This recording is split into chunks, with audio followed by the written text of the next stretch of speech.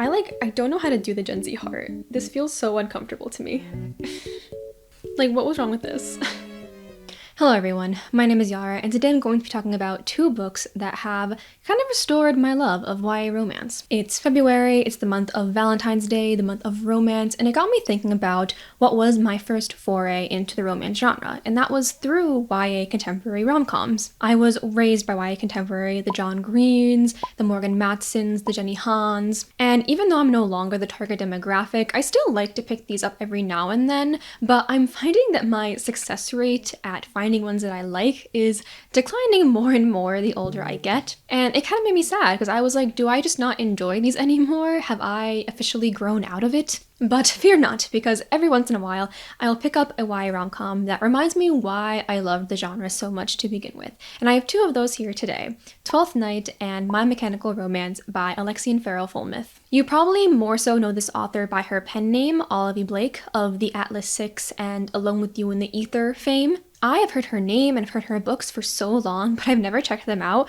and I just happened to become interested in these YA romances, not realizing that it was by the same person, so it was kind of fate in that way. And I ended up being so pleasantly surprised and really charmed by these books. They encapsulated everything that I want to get out of a YA contemporary romance.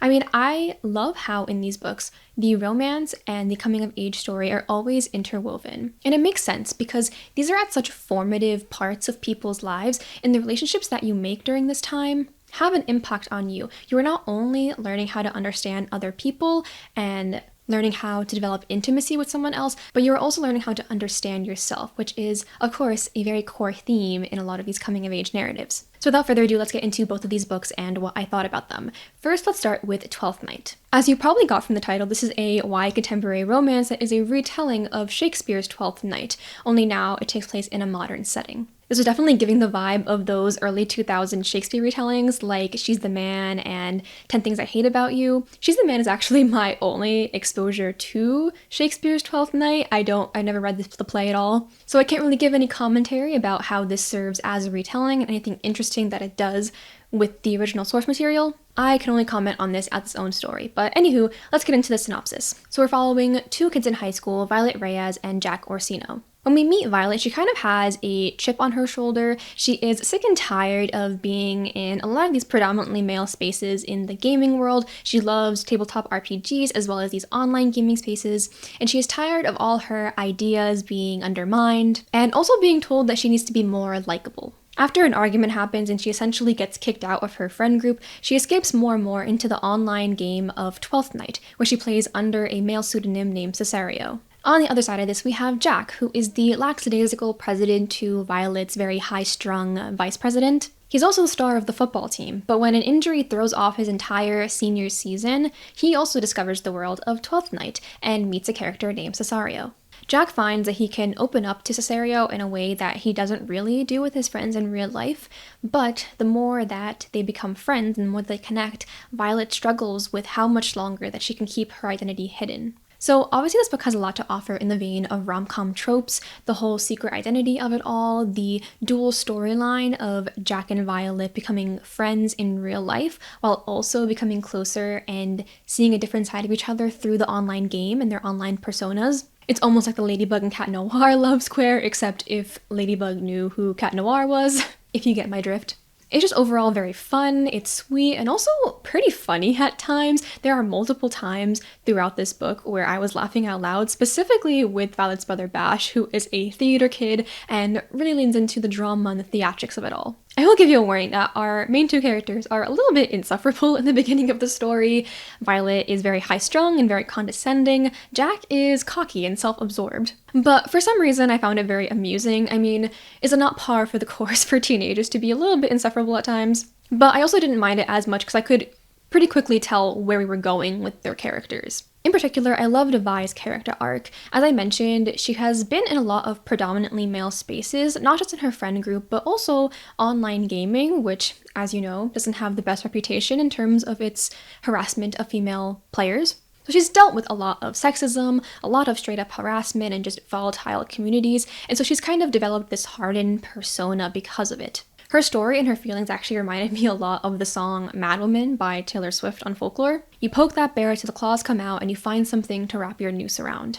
It describes this very deeply frustrating experience that a lot of women have, where people will do things that seem relatively benign on the surface, things that give them plausible deniability that they are not doing anything intentionally harmful, but it's done to a point where a woman often reacts, and it is that reaction that is penalized, that is deemed over the top, that is deemed disproportionate to the level of the offense, a reaction that gets you labeled as a bitch, for lack of a better term. And I found it really interesting because this book actually has direct commentary about the use of the word bitch as a derogatory statement towards women. Because at the beginning of the story, Vi kind of holds the word bitch as a badge of honor, just because that was the cost, it seemed to her, of standing up for herself and not letting people walk all over her. But what I really liked about this book is that we grow to understand why Vi is the way she is, but it also doesn't stop her from being a flawed character and seeing the ways that this hardened persona has negative impact on her life. Her experiences have kind of made her preemptively defensive, kind of prematurely assume malintent, even in people who she has no reason to believe would betray her, who have never betrayed her trust in the past. It has made her ill-equipped to handle any sort of conflict because the minute that she sees someone disappoint her or does something that she feels is wrong, she kind of just gives up on them and moves on. That makes it difficult for her to form new connections, and a lot of her story is about her unpacking all of these feelings and why she acts the way she acts in order to better allow her to let people in. As you might tell, this book is for the avoiding girlies out there. When it comes to Jack's storyline, I think that's honestly what kept this book from being a full 5 stars for me. I gave it 4 stars. And it's because I feel like Jack's storyline didn't have the same level of weight and nuance that I saw in Vi's story. It's not nothing. Like, we do have this journey of him learning to understand who he is outside of football when football is taken away from him. We see a little bit about the pressures that he has to live up to his father, who is also the coach of the football team and the previous star of the high school's football team. And also a lot of the mixed emotions that he has dealing with a breakup that happened very unexpectedly to him. But again, I just didn't find it as interesting or unique or impactful as what we got in Violet's storyline. But I did love him as a character and his relationship that he developed with Violet. They kind of have this grumpy sunshine dynamic that allows for a lot of good banter that just tickles me. The last thing I'll say about this book is that I liked a lot of these side storylines that we got with some of the other characters. There is a queer kind of discovery storyline we have, a compet sort of situation with one of the characters that I thought was really well explored. And I also loved how they explored the sibling dynamic with her twin brother Bash, who is also affected by Violet's behavior and who she kind of takes for granted as being there all the time for her. Also, just have to shout out that I don't know much about tabletop RPGs or online RPGs, any type of RPG, or football for that matter. So the fact that the author was able to make me care about both of these things and why these characters care about them so much, I think deserves some flowers. The next book is My Mechanical Romance, and just side note, I love the fact that these titles are puns. It's really funny to me. But again, this is a YA contemporary romance following 2 characters in high school, Belle and Teo. Bella doesn't really know what she wants to do with her life. She's been kind of going through a lot of changes right now. Her parents just got divorced and she's just moved to this new school, and her old school wasn't necessarily the most academically driven. She's kind of just trying to get by, but she does have this knack for making things, a talent that her teacher notices after she kind of haphazardly ends up making the best egg drop device in her class. She did end up submitting that assignment late, and so to make up for it, her teacher more or less forces her to join the school's robotics team. Our other main character, Teo, is the captain of the robotics team. He's also the son of this tech CEO, as well as someone who is basically set for MIT. During the tryouts, he also immediately recognizes Belle's talents and offers her a spot on the team. However, tensions rise when she doesn't necessarily fall into place, and she challenges him on a lot of things. But the more time they spend together, the more they realize just how much they can learn from the other person and just how well they can work as a team. I'll admit that when I started this book, I was a little bit more skeptical about how I was going to receive this because, similar to Twelfth Night, the characters are not the most likable at the beginning of the story. And after having just read Twelfth Night, I was like, maybe this is a bit too much high school for me right now. But at some point, I don't know when, the book managed to reel me in, and I was charmed. And again, it's because of this coming of age aspect to the characters. I'm just coming to find that this author is really able to create these really interesting character arcs that are authentic and that are also kind of unique within the YA space. Like, I don't read about these stories that often. And in comparison to Twelfth Night, and why I kind of view this one as a little bit higher, is because I think the character arcs are a little bit more equally explored between the two POVs. You have these two characters who come from very different backgrounds and very different perspectives. Like I said, Belle doesn't really know what she wants to do with her life, whereas Teo has kind of meticulously planned out what he's going to do since he was a child. Belle is more eccentric and weird and kind of marches to the beat of her own drum, whereas Teo cares a little bit more about how he's perceived, his image, and also feels like he needs to be in control of everything. Their friendship and then eventual romance is really a function of how they allow each other to discover different parts of themselves, new parts of themselves that they hadn't considered before, and also understand what they want and need. While I said the POVs are a bit more balanced, I will say I am still partial to Belle's POV. You get to see in real time this character discover what she is passionate about, see her develop her love for building things, and see a potential future in engineering. But she has to contend with the reality that she is starting pretty late. Everyone else has been preparing their applications since freshman year, whereas she is trying to start from scratch 3 months before applications are due. And this might be a little bit of a spoiler, but I don't think it's that big of a deal. But I loved how this book didn't go the route that a lot of YA stories go, where the character, even if they've made a lot of mistakes or it's really unlikely that they're going to get into their dream school, miraculously still make it in, still get off the wait list because they have this oh so unique desire that no one else has. Never have I ever.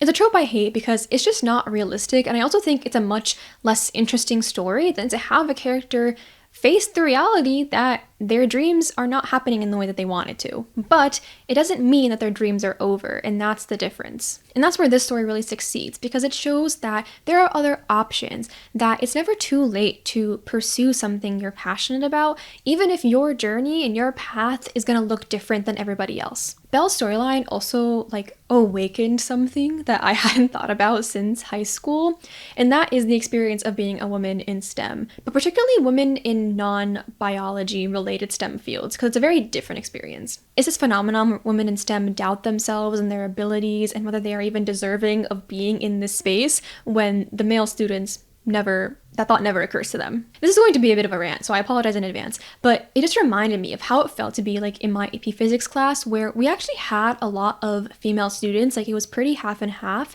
but the female students, if you asked them whether they wanted to go into engineering, they would say no, because I have to work really hard for these grades. It doesn't come naturally to me. So many of us said that we wouldn't pursue engineering because we don't have a natural aptitude for it, especially if we get less than a 4 on the AP exam. But then I never really saw that sentiment from the male students, and they would get worse scores. They would do worse in the class than the female students, and they would still end up pursuing engineering or computer science or things like that. There was never this thought that you had to prove that you were worthy of being there and that you could only pursue something like this if you were the best at it. All that to say is that I think the author did a really good job of portraying a kind of similar AP Kid environment in a way that was both triggering but also kind of cathartic. Specifically in the ways that misogyny can kind of manifest in these spaces insidiously.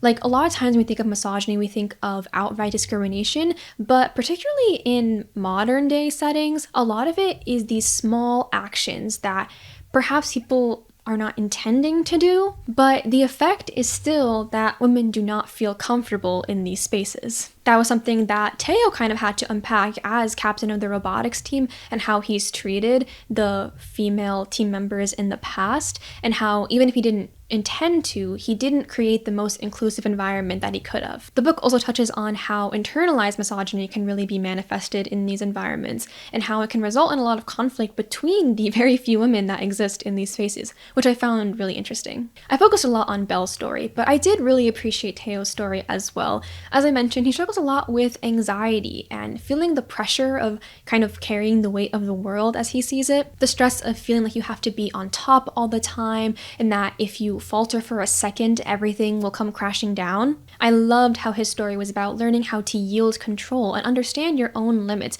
in order to be a better leader. Overall, I loved this book. I thought it was lovely. I loved the relationship between Teo and Belle. It ended up being one of my favorite books of the year in 2025, if you saw that video. And I'm just glad that a book like this exists, both books for that matter. So kind of final thoughts, wrapping everything up. I definitely want to explore more of Olivia Blake's books, and I'm excited if she ends up continuing to write more YA contemporaries. I feel like it was one of the few times where she was able to capture a high school experience that actually felt very authentic to my own, which I didn't see that often even when I was in high school. I think it also cannot be understated how important it is that these books star characters of color and feature very diverse friend groups and experiences. Because again, even though we've made a lot of strides in the publishing industry in general, there is still a lot of work to be done. And I hope these books get a little bit more popular and more people read them. In general, I think it really goes to show how good children's and young adult literature really transcend age. They have these storylines that can connect with people at any age in their life. I always find it a little bit odd when people say that they don't read YA anymore because they can't relate to it, when it's like, I don't necessarily need to relate to it right now to be able to appreciate the story.